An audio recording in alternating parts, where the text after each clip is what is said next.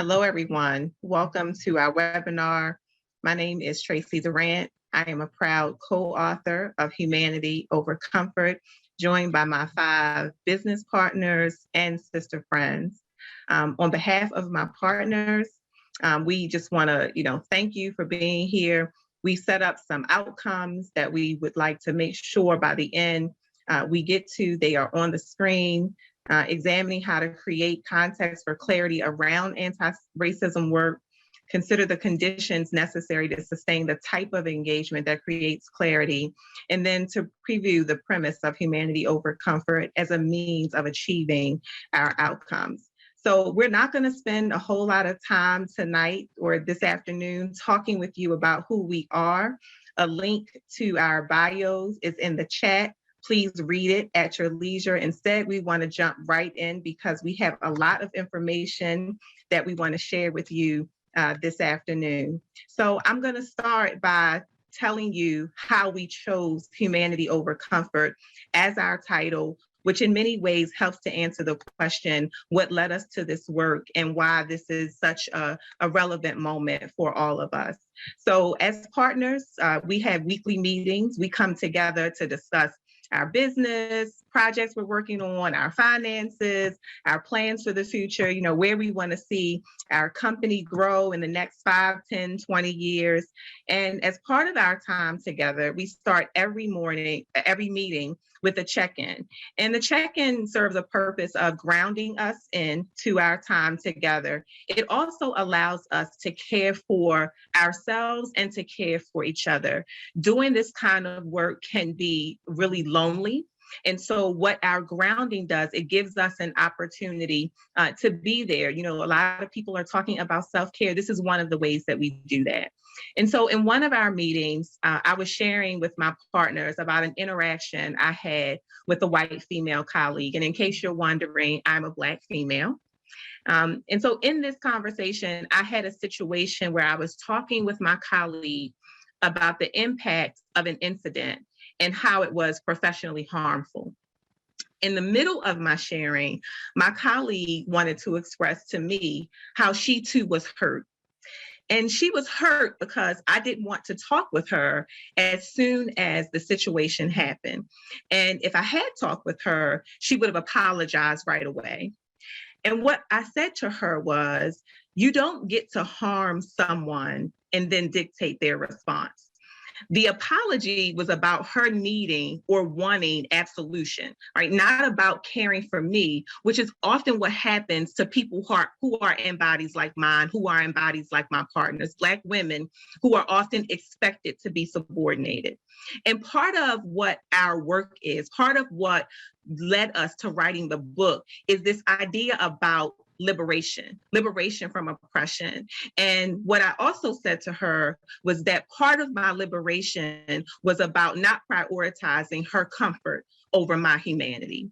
And so months later, when we were finalizing the title of the book, we talked about what we wanted it to mean to readers. We talked about what we wanted it to mean to those of you who've given us the gift of your time this afternoon.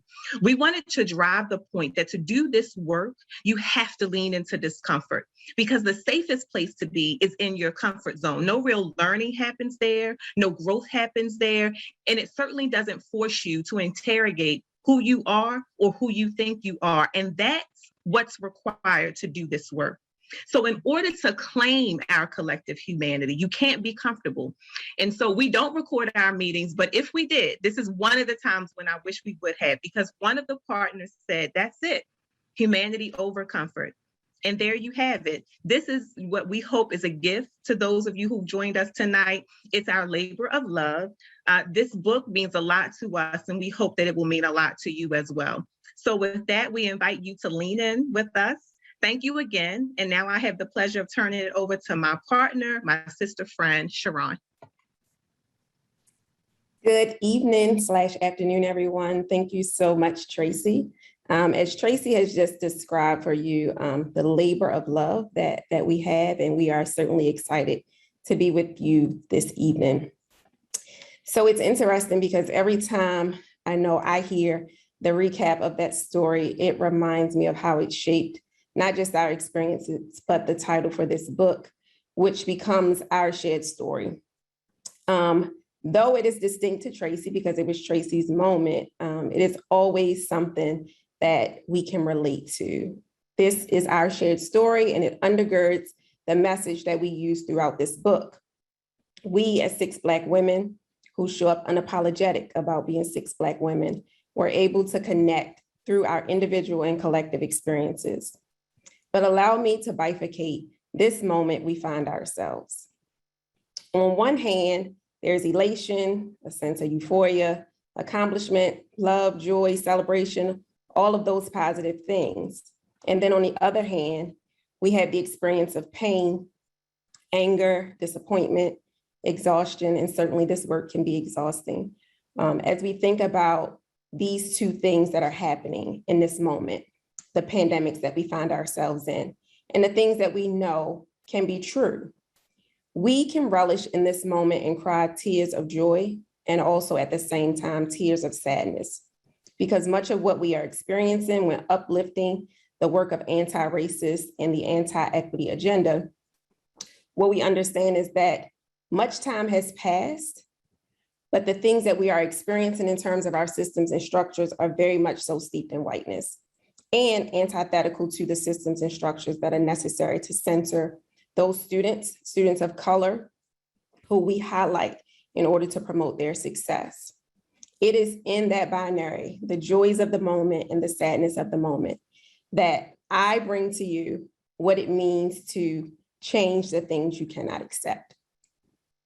And so if you'll indulge me for the next few moments to elaborate on one of the structures that you'll find as you start to dig into this book, consider the quote before you.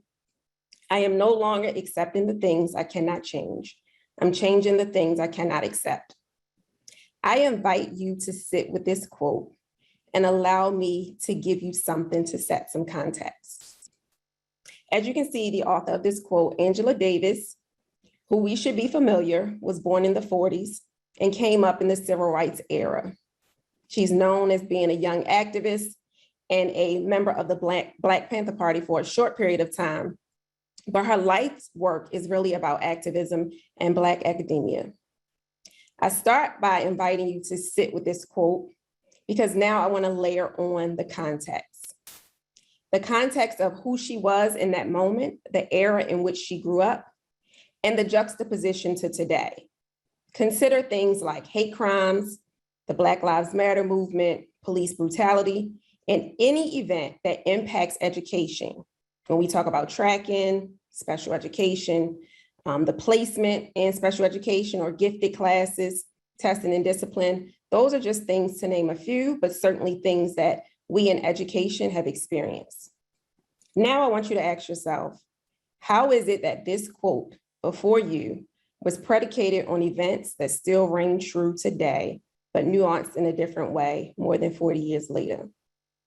When you intentionally sit with something, which is what I am offering for you now, you seek to understand it by dissecting it, adding context, and doing some introspection to gain an entry point. So if part of our job in doing this work, and this is incredible work, requires us to understand our sphere of influence, we must consider what it means to commit to the inter and intrapersonal work necessary to disrupt those systems that do not benefit Black people. As I sat with this quote, and I understand the past and the present and how it shapes who I am, let me give you what I like to call my personal, local, and immediate. So immediately when I saw this quote, I thought back to my experience of being an educator and a parent at the same time, right? So I had 2 daughters. Both of them now are college students. I know you can't tell, but they are. And they had a lot of experiences as children in the P-12 system. You know, it had its ebbs and flows, its positives and some negatives, not many. I was not that mom who would come up to the school and visit and do meetings and things like that. But the girls ultimately knew that I was serious about school because they only had one job to do, and that was that, right? I recognized that in that moment, it was a gift and a curse to be a parent and an educator because I had to work every day Most often, I just checked my daughter's grades when it was time for quarter to close or things like that. And occasionally, when I went into the grading system, I would see an M, which we all know is for missing, or a failing grade. Didn't happen often, but when I did, they knew I was coming to have a conversation. So in the moment, my daughter says, "Oh, Mom, the teacher just gives us a bunch of work to do. She doesn't really give us any opportunity to talk. But when I do raise my hand, it's like I'm invisible." So, as a parent, I'm going to lean in with curiosity and I say, "Tell me a little bit more about that." And so she begins to just recount her time in the classroom, that she's not called on, she can't answer questions. Even if she doesn't understand, she's kind of left in her own vice. So my immediate thought is, how can you be invisible when I can see you, right? But then I went into mommy mode because that's the gift and the curse. And as that mode activated, I thought, oh, not my baby. We're going to go up here and see what's going on. So I decided to go and observe. But when I observe, remember, my gift and curse is that I'm also an educator. So I am in this classroom taking copious notes, adding learning domains to all of the activities that I see happening. And so as this observation / parent classroom visit is over, I go to the leadership team to talk about sort of what it is that needed to happen in that moment for my daughter. And we talked about a lot of things, and I knew that the agenda could have been swayed pretty much any way I wanted because I had the information. But what I knew I needed to stand firm on is that my daughter would not move out of that classroom. The change-seeking moment for me happened at that time because moving her meant that there were 26 other children in that class, particularly the 19 invisible ones that were students of color, would not get the education that they deserved. I knew that my ability to change my daughter's experience was not just teaching her how to have an active voice for her own learning, but at the same time uncovering and elevating the ways that the educator was negatively impacting students of color by making them invisible. In that micro level input that I had, that was within my sphere of influence. That was one of my Angela Davis moments and allowed me to exercise my why. Using this structure, which is what's in the book, while doing race equity, anti-racism, and equity work allows you to connect. And that connection is something that can happen with something as simplistic as the quote that you see before you, or as complicated as policy shifting work. I will now turn it over to my fellow co-author, sister, and friend, Kendra, to continue our agenda and provide you some critical considerations for doing this work. Kendra. Thank you, Sharone, for connecting your why to Angela Davis's prolific quote.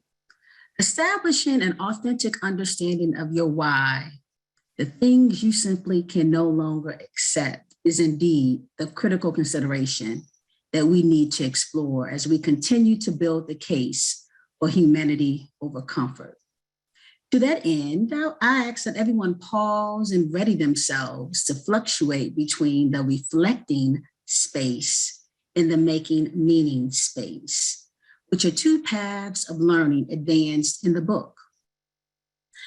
I will advance 5 critical considerations, which are aligned to chapters in the book that are essential for those seeking to understand the work of anti-racism. However, before we dig deep into those 5 considerations, let's explore the definition of anti-racism. Anti-racism, colleagues, as you all know, is not a slogan.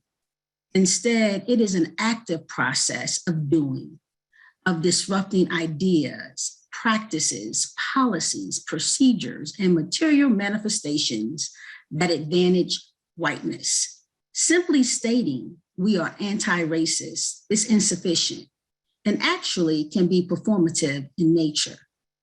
So let's explore critical consideration number 1. What is your why? What is your purpose for this work? If you are still in thought, that's fine. Try to put some language around how and why you are entering this work. If you are in a curiosity stance, your heart is telling you to do something, your mind is telling you to do this work, that's okay. Have some conviction around it. Just be able to talk and be in community around your why. Critical consideration number 2, commit to truly learning language. Be a student if needed. Be leery, I mean very leery, of buzzwords and phrases that you cannot conceptually explain. If you are a student, name that you're a student, because the reality is that most of us are. Some of us may be a little bit further along our journey of learning than others, but seek critical friends in your learning path and be aware that others know when you are using words, ideas, and phrases haphazardly. And if you are doing this, you may unintentionally harm others you are attempting to be in community with around this work. Be impeccable with your words. Critical consideration number 3, understanding our national story, our history of marginalization and dehumanization is absolutely necessary. But appreciating the local context is the imperative. Many, believe it or not, attempt to distance themselves from that local story. They may tell themselves this story of, we're different. That doesn't happen here. So commit time and energy to collecting all type of data, quantitative and qualitative data, so that your local story can speak for itself when we start to talk about the marginalization and dehumanization that's similar to the national narrative. Don't simply give talks and speeches about what it is. Let your data be your story. Drop the mic and say boom. Critical consideration number 4, expect struggle with this work. Welcome it. Expect pushback. Prepare for it. Systemic racism, systems of oppression are stubborn. People benefit from it. Telling truth about marginalization and dehumanization of Black and Brown people, as you know from what's occurring nationally now, is not always positively received. Rewriting narratives, retelling stories, recreating ideas of history is the work that many are invested in. So ready yourself for that pushback. I say have those receipts ready. Remember, this is a marathon, not a sprint. Critical consideration number 5, context matters. Be keenly aware of the work that is going on within your community. Understand who holds power, positional, knowledge, relational. Who are your influencer? Are they willing to release power? What are the power dynamics at play? Who are your allies? Take time to truly understand the dynamics of where you are working and operating and intentionally in trying to move this work. Be prepared to respond to the social and political context of your work. You must have a strategy. You must have a strategy. Thank you for sitting with these 5 critical considerations, which aligns to chapters in the book that go deeper. But we want you to appreciate this texture because this work is heavy and it takes a village. At this time, I invite my sister friend and co-author Kandice into the space to provide more insight about the clarity of context that is needed. Thanks, Kay. And the clarity aspect chimes in perfectly with the considerations that Kendra just shared. So clarity is the preoccupation of the effective leader. If you do nothing else as a leader, be clear. The second portion of the quote really resonated with me. And I can't see all of your beautiful faces, but I saw some of the cool places that you're from.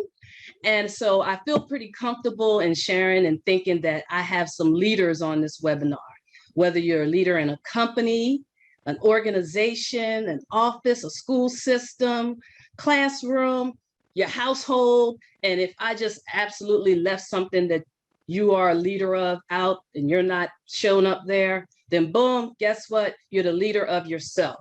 And you know that as leaders early on, we are taught that to be clear, especially as it relates to our communication. So let's go back with me a little bit. Does anyone remember when you first had that first time that you gave a set of directions to a group of people?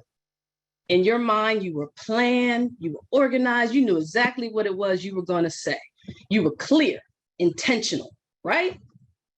I don't know about you, but I was quickly humbled also, because what I found out that in all of that, my group didn't understand. There were 1,000 questions. I was getting just straight faces, pure confusion. And the task that I wanted accomplished, and it didn't happen. And it definitely didn't happen as I visioned it would.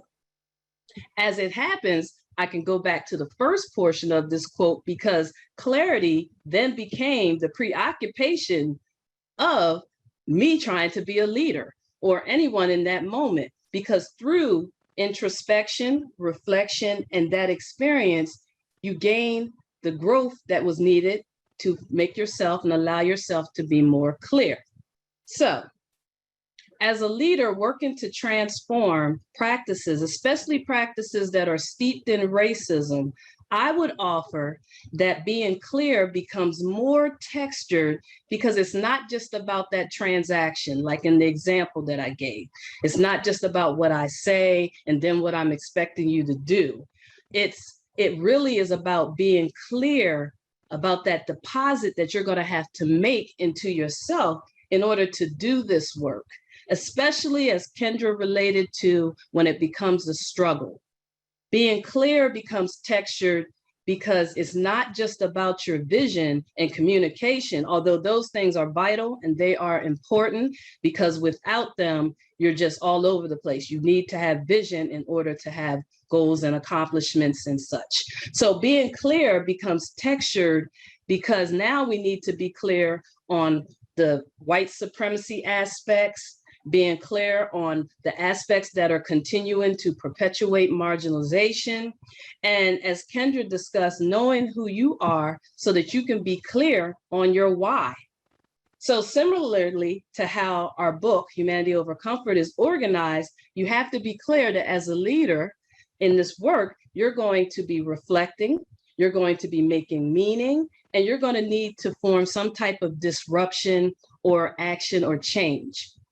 So I want to return back to this quote, but as a 90s baby and hip hop head, I'm going to remix it a little bit. Clarity is the preoccupation of the effective leader. If you do nothing else as a leader, be clear to yourself as well as others. Within our book, we often talk about what other people are not talking about. So the one thing that is clear, that what no one is talking about, is that the challenge with being clear is also being intentional. So I'm going to turn it over to my sister friend, Lisa, who can share more about being clear and intentional with care. So thank you, Kandice. And it has been a pleasure to sort of listen to my sisters unpack their narratives and be able to watch the chat and see the kinds of questions that are coming up. So I want to sort of layer my comments in some of the questions that are coming up, as well as really make the connection with the other things we would want to amplify about our work. And so really picking up on Kandice's point about the clarity necessary to do this work, right? I mean, we got to state what is unstated, and that is that marginalization is a thing that is normalized in our society. Dehumanization, unfortunately, is a thing that is normalized in our society in small ways and in big ways, right? We live with this stuff every day. And so as practitioners who are also scholars of the work, one of the things we sought to do is like interrupt all of this invisibility, interrupt the nebulousness of it all, right? Name a thing, create language, create structures, right? Create frameworks for us to disrupt that plausible deniability that always exists when we're talking about, these issues that are disproportionately impacting people who have lived their whole lives in this context, being treated in both de facto and de jure manners of less than that afforded a citizen, right? And this is a big, lofty statement. And what we want to recognize, as Black women doing this work, there were questions about intersectionality. We use an intersectionality framework in how we approach this, right? Because all of us are living multiple identities. And sometimes when different things are happening, we're asking, is it because I'm Black? Is it because I'm a woman? Like it's 1,001 things that could be happening at any given time. And so we're not single issue people. And as we deal with these issues, we're trying to create the broadest recognition possible, right? So that all of us might see ourselves in the work, to include those who are not suffering at the ire of systems of oppression, right? Because in order to transform, we all have to find ourselves in that work. It's important to us that we don't come to this work as, those trying to save others. We make it very clear we need to save ourselves, right? Which is exactly why we take to task this idea that it is a privilege to live in conditions where you are treated well while others are treated poorly. And so with that being said, and again, connecting to this idea of clarity, because it's important that I say this forthrightly, we are scholars. So don't let the familiarity with which we engage fool you, right? As we are doing the work, we are codifying the work, we are studying the work, right? We are social scientists who also give credence to our lived experience as we are out in these institutions doing the work of humanizing spaces. And so our framework, what you have before you is our effort to offer to academia a way to begin to talk about how you do this work with clarity and specificity that would allow those who are like us, fellow travelers in the work, to think in a procedural way, to think with some levels of clarity, right? The kinds of things, the kinds of conditions that we have found to be contextually extremely important in order to move the work. And so our framework is entitled the Conscious Anti-Racist Engendering Framework, the CARE model, the CARE frame. And when you have an opportunity to purchase the book and take a deeper dive in the book, we spend a lot of time sort of talking about this framing. And so with the time that is mine, and I have not been the best timekeeper, so somebody is going to have to give me a signal. I want to just talk through, our hypothesis, our theory of change around doing this work as both practitioners and those who are typically leading organizations or in partnerships in organizations that are interested in more humanistic spaces. The first thing we do is lift up the fact that this is not individualistic work. And we recognize that really challenges a lot of what is normalized in our society that would suggest that you get to wherever you end up based on individual merit. We state forthrightly that this is collectivist work, right? That we have to think about, even if we are leading, how we are able to assume different postures as leaders, because sometimes leaders lead from the front, sometimes they lead from the side, sometimes they lead from the back, right? So we really divest from the import of all of the power associated with hierarchical leadership frameworks and really challenge us to think about the importance of the community. And so we talk about that. What does it mean to be in real relationships? And we know very well that in a professional settings, oftentimes our relationships are predicated on transitions. And we proffer that our relationships absolutely have to be authentic and transformational in nature. So we start by really dealing with the question of what kind of community are you actually in attempting to do this work? And then we call forward the idea that we got to deal with the fact that adults need to learn some stuff. Now, where it gets tricky in our experience is that we are oftentimes talking to and working with people who are deeply invested in their professional practice, teachers, seasoned teachers, leaders of organizations, etc. We recognize all of that brilliance and, oh, by the way, call us in for that continued learning that includes identify how we know what we think we know, being willing to interrogate the knowledge that we hold, and being willing to ultimately do that visionary work that when we find the thing that we have learned, when we find the thing that we have internalized, when we find that knowledge that we are deploying is harmful, be committed to visioning anew what is possible in the environments that we are in and day out, right? So this question of the positioning of the adult, it is critical that the adult can show up as a learner, right? And then we talk about the different dimensions of the work, and this is critical, right? Because too often in doing this work in these organizations, we got people who are talking about the practice, but who haven't done any personal work.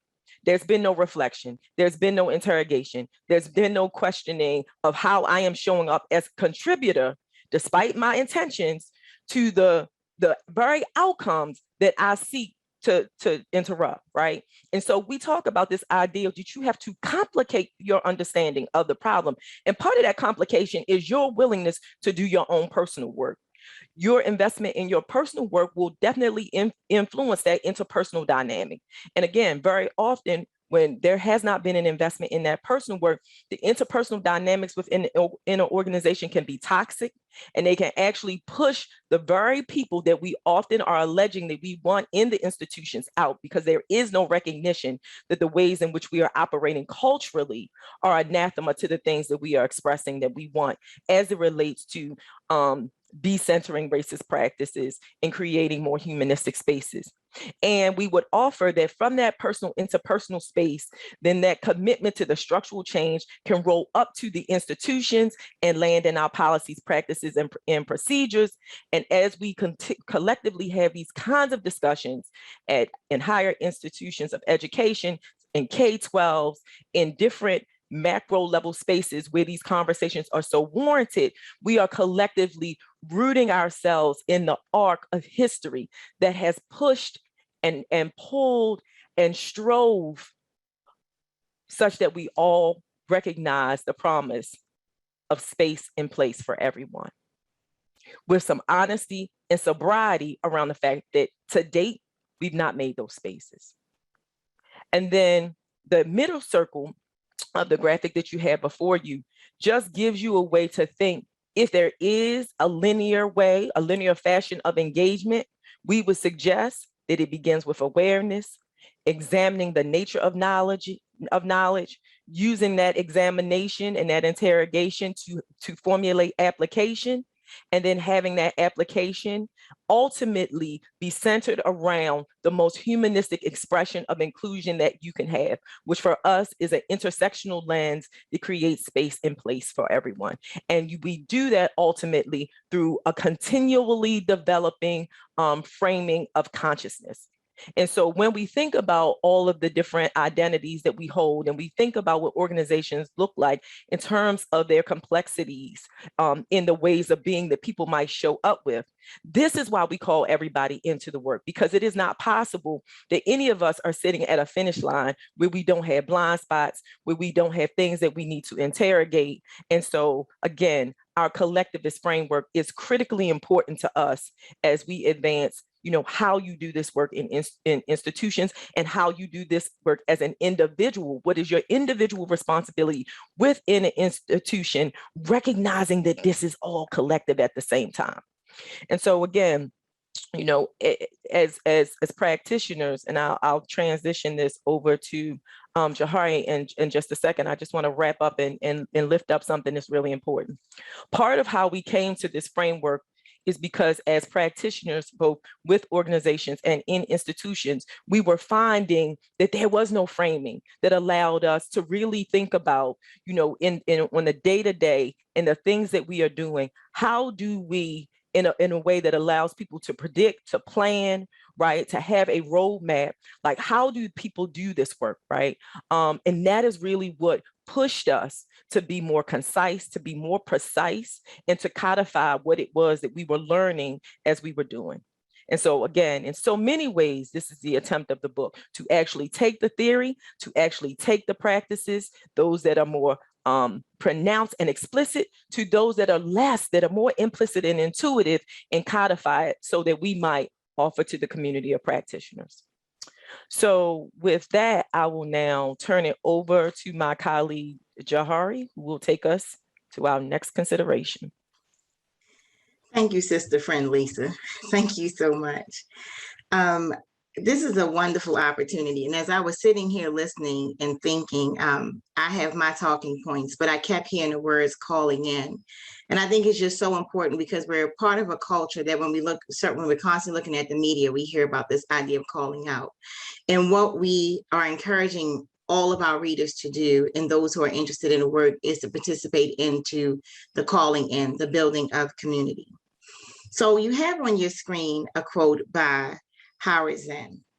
And I want you to just take a moment and read it while I talk a little bit about it. The quote basically says, we don't have to engage in grand heroic actions to participate in a process of change. Small acts, when multiplied by millions of people, can transform the world. And just by participating in this webinar, this is an opportunity where you're participating in those small acts that can help transform the world. There are some words within this quote that I would like to uplift. Words like engage, process, change, small acts, and transform, just to name a few.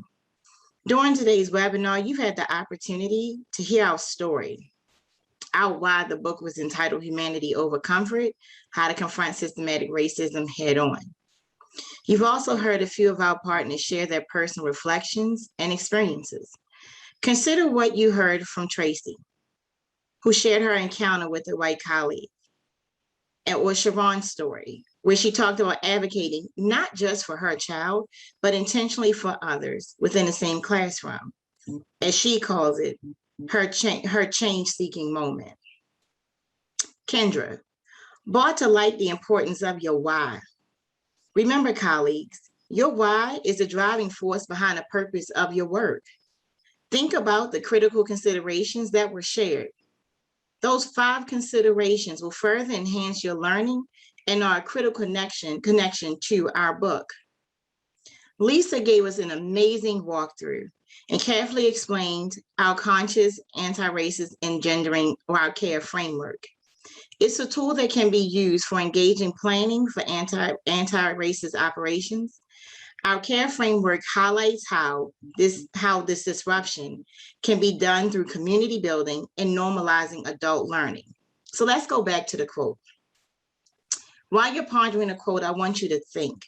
Ask yourself, what are you, after listening to everything we shared, what are you willing to engage in as it relates to your why? What tools do you have to process? Do you have thought partners to walk with you while you seek to disrupt and create change?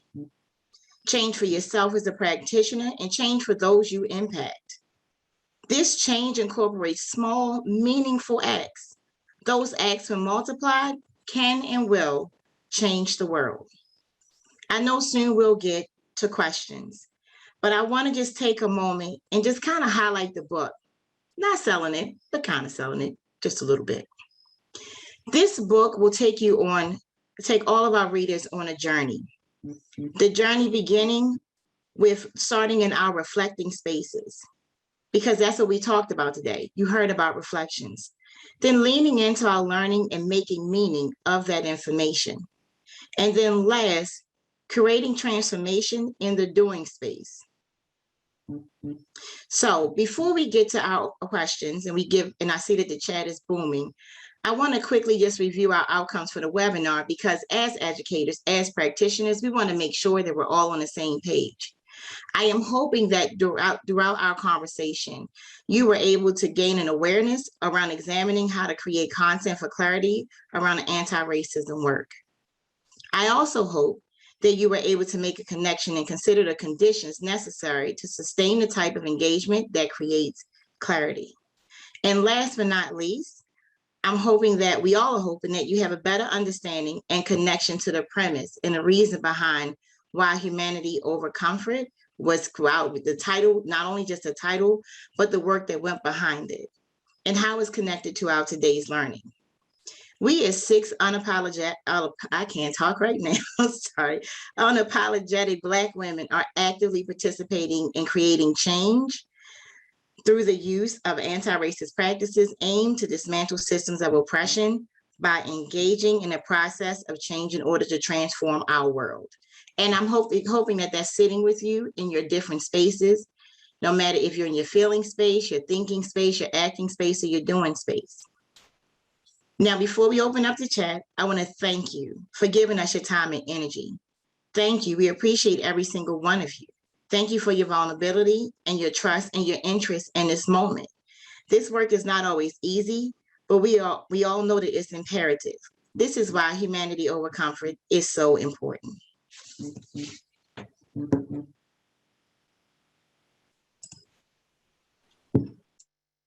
Thank you. Thank you for the presentation. I do have a few questions in the chat. And the first one is, where do white people come into the work with and separate from Black people?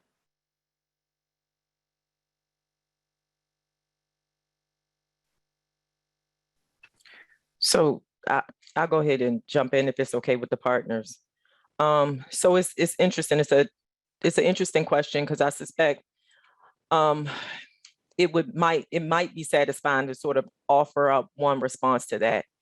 And I think one of the things that the partners and I often say to folks is wherever you're starting the work is where you're starting. Like where you are is where you be, is where you're supposed to be, right?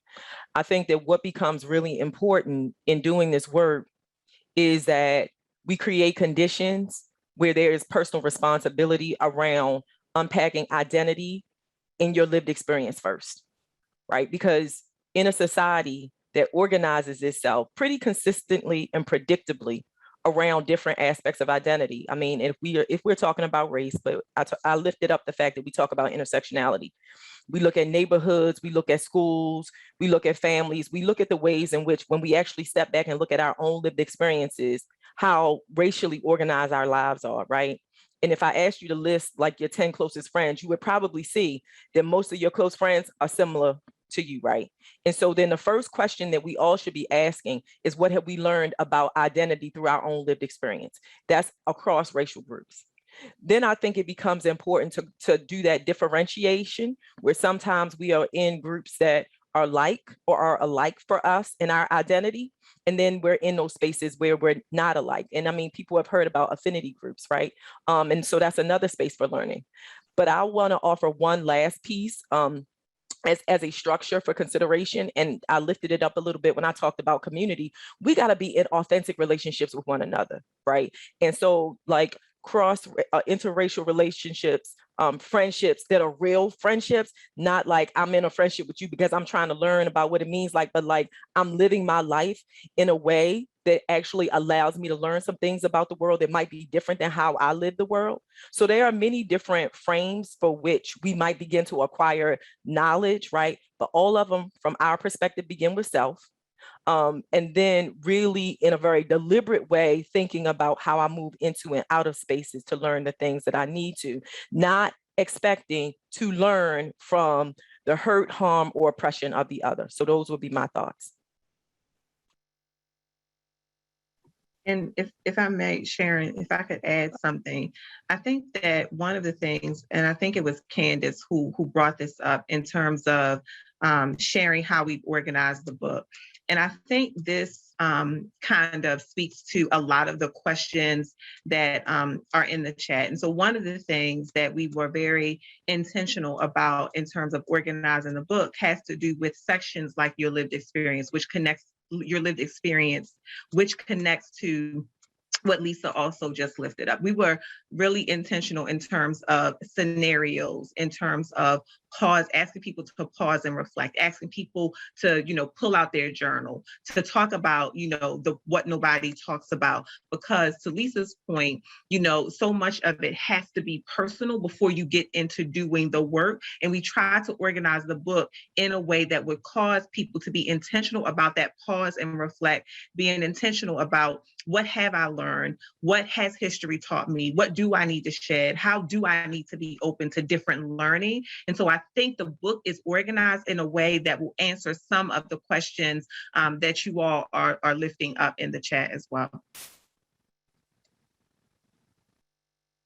Okay, and the next question from Sharon, Sarah. A moment, I think Kendra was trying to respond. Okay. Sorry.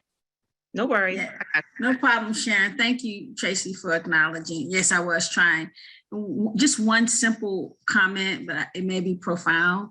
In doing this work, we have to show each other grace because people may be a little bit touched emotionally because your feelings may get hurt, right? And that's okay. because as Lisa and Tracey just said, if you're invested in authentic relationships, you know that this is not about hurting your feelings. It's about me speaking my truth. So that whole fragility piece that is often in the space all the time, we need to be in a relationship with one another to talk about it. This is a space that we can be authentic with one another. And sometimes that lack of being authentic doesn't necessarily move the work in the way that it needs to move. So I just wanted to just underscore that, because I'm seeing that come up in the chat as well. And are we ready for the next question? I don't want to unnecessarily hurry us on. You're so kind. I think we're ready, Sharon. Okay, Sharon. Okay, great. So the next question is from Sarah, and she asks, how are the six of you taking this book and information out into your community? How would you recommend for others to share the information with their communities, especially if we know there could be pushback? I'll start. Go ahead, Kendra. And I'm gonna punt it to you, Sharone. Not if it will be pushed back, it will be pushed back. So I think it's important for all of us, we're friends here, all 140 of us, we're friends in this community. It will be pushed back. So one of the ways that we're taking this book into our respective communities is that this book is a reflection of the work that we're doing and our communities and the work we're doing in other communities. So this is an authentic testimony to work that's currently underway. But one of the things that I would say before I invite Sharone to share her sentiments is please be mindful to expect pushback and have strategies in place so that you are ready for it, you have anticipated it, and you have a response for it. Sharone?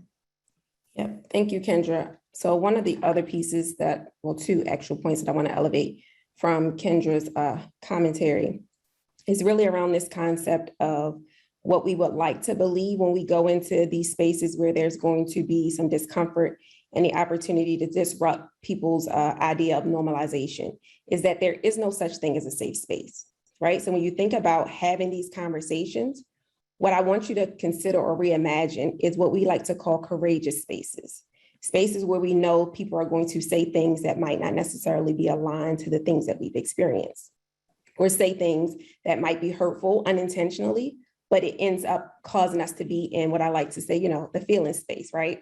And so knowing that that is going to happen and having not just the tools to deal with it, but a level of empathy around what people are saying is their lived experience and how they're receiving what you're saying or how they're experiencing the ways that they are living. That is their lived experience. It's their personal story. It's their journey.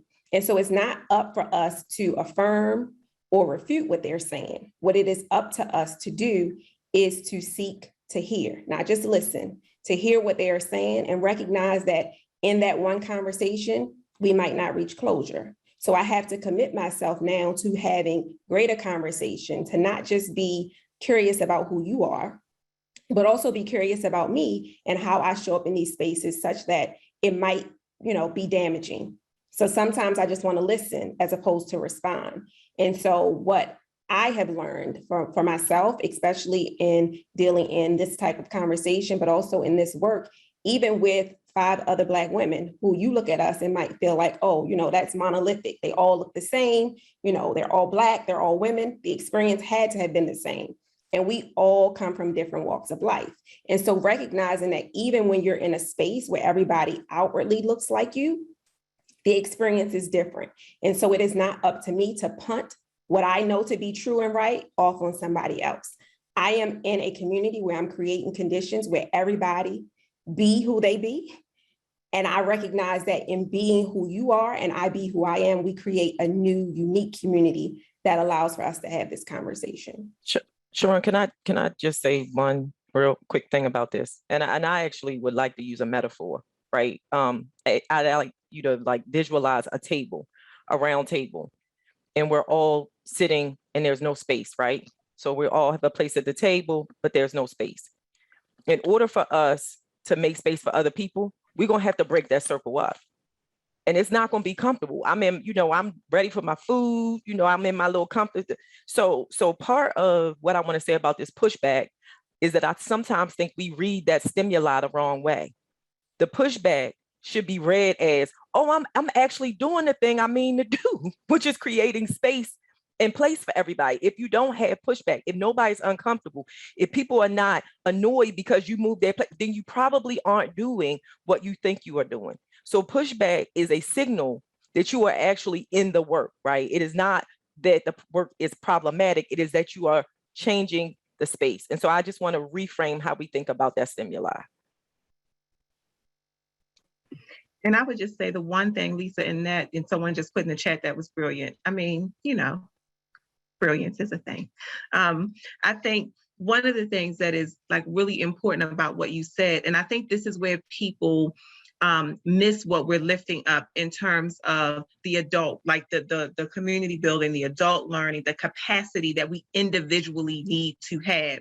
Because to Kay's point, or Kendra's point, it's not when, it's if and how. Like you got to know when you start to push systems, they push them back. Like that's just the nature of how systems of oppression work. It's why so many of us are complicit in the things that we are trying to interrupt, because we don't anticipate that this is going to happen. And so when the push happens, if you don't have personal capacity, you can't sustain. If you don't have personal capacity, when the pushback comes, you're just going to give up. You're going to get burnt out. People who do this work, they get burnt out, they check out, they stop, because when it happens, you just don't have the muscle. And part of what we are lifting up in our work, and to Kendra's point about the way it's working, because this is what we do every day. Like that's why we wrote the book, because we were, dare I say, we were sick and tired really of some of the stuff that's on the market that is not written by people who are actually practitioners, who are actually every day doing the work. And so when the push happens, you gotta have muscle. And the only way you build muscle is to kind of strip. If you ever work out, and Lisa is a workout person, right?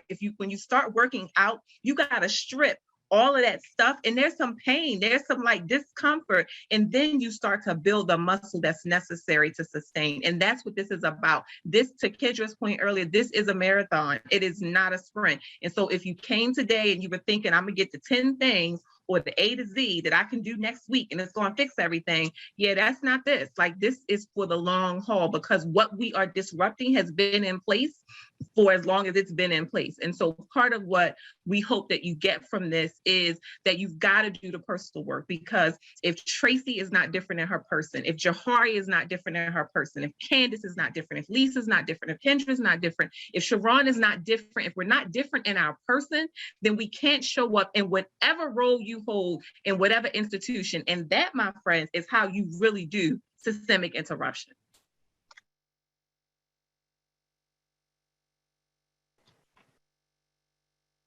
Thank you. And many of the questions are being answered as you were speaking of other ones. So the next question is, do you find that this work easily crosses over to work with other marginalized groups, such as LGBTQIA+?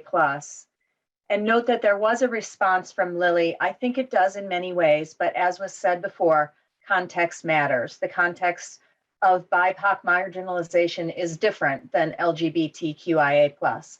It's also important to consider intersectionalism with both BIPOC communities and LGBTQIA+ communities.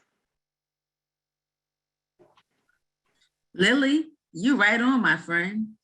Let's give Lily some love. So one of the things that I want to put out here to this community of people interested in this work is we have to avoid the oppression Olympics, right? Like, and that's what comes up, right? And if you think about it, that's what systems of oppression, that's how they've always managed to thrive, right?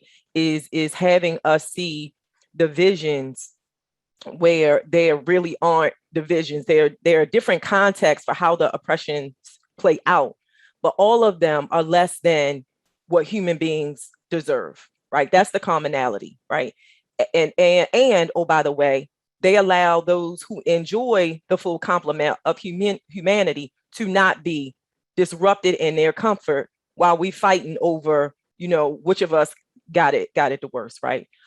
So part of, and this is not to sort of suggest that everything is synonymous either, right? Back to Tracey's metaphor, intersectionality requires some muscle to not do that, to not play and pretend like it's all the same, even though it is all marginalization. Intersectionality requires some discipline in recognizing that while these are some marginalizing conditions, their manifestations, even the amount of trauma that they induce, right? The amount of, the ability to move into and out of spaces, because some of us are wearing our marginalization in a way that's visible, and some of us are like all of that. So intersectionality as a framework, right? It is not for the intellectually lazy. And so when we are doing this work, right, that muscle metaphor is so profound, because the way we avoid saying, is it this group or that group, is we develop that discipline that allow us to deal with the complexities of wrestling with these big questions, and staying in the question until we create something that is safe for all of us. So that's what I would offer. And if I can just say, and it's going to be tiring. So you have to find your core group, that relationship, that circle that will help you along the journey, because it is at the point of exhaustion that we all want to give up. And this work is never ending. And I just want to quickly add on, I think to add on to Lisa and Sharon's point, and I won't be long, it's that the fight against those who are marginalized is intentional. And a lot of times we forget to highlight that, like the idea that folks of color, be it how you, no matter, or how you identify, social, economic, all of those things that make us, that require us to see things differently because of the things that we are impacted, the fight, it feels like the fight amongst each other is intentional, because the more we stay distracted by fighting one another, the less we are able to do the work of disrupting the overall system. So it's knowing that the war of words, the war of the media and different things are like set intentionally for us to be each other's enemy and not come together. And then when we realize that, we can then move into the other things that the other speakers talked about. But these things are intentional. And because I'm slow on the mute button with my very fast sisters here, I just wanted to add that I appreciate the comments in the chat, and that we must persevere, because when we stop even having conversations and doing the work, everyone suffers, not just those who are marginalized, everyone suffers. So I appreciate everyone for attending, and we will turn it back over to Corwin.